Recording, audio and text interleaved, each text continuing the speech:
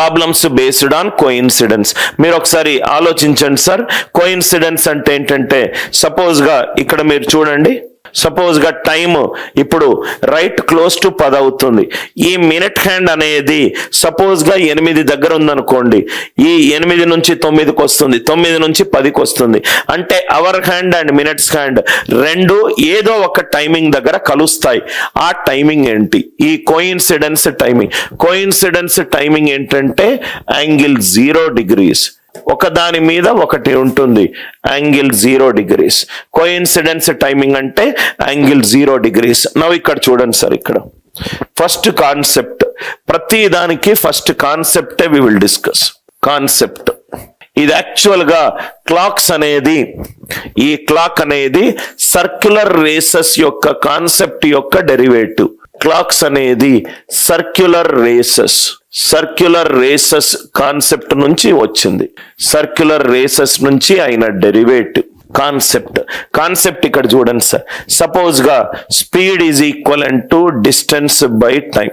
Speed equivalent to distance by time. ఈ concept నేను definite గా యూజ్ చేయొచ్చు. 12 దగ్గర అవర్ హ్యాండ్ ఉంటే అది కొంచెం దూరం వెళ్తుంది, కొంత టైంలో కొంత దూరం వెళ్తుంది. కాబట్టి మనము అవర్ హ్యాండ్ స్పీడ్ కనుక్కోవచ్చు. కాన్సెప్ట్ చూడండి, మొత్తం మనకు గడియారంలో 12 గంటలు ఉన్నాయి.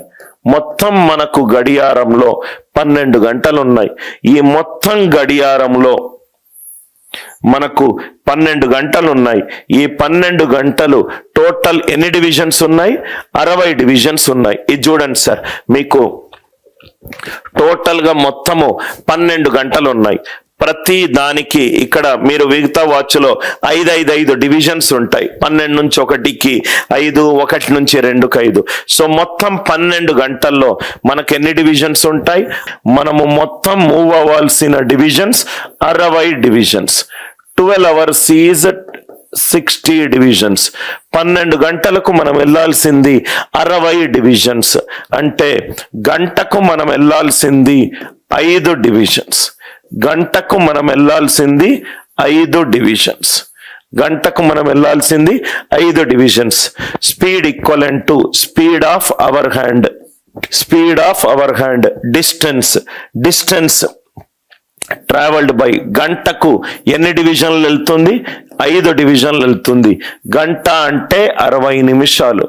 గంట అంటే 60 నిమిషాలు. అంటే దీని స్పీడ్ ఆఫ్ అవర్ హ్యాండ్ ఎంత? 1/12 డివిజన్ పర్ మినిట్.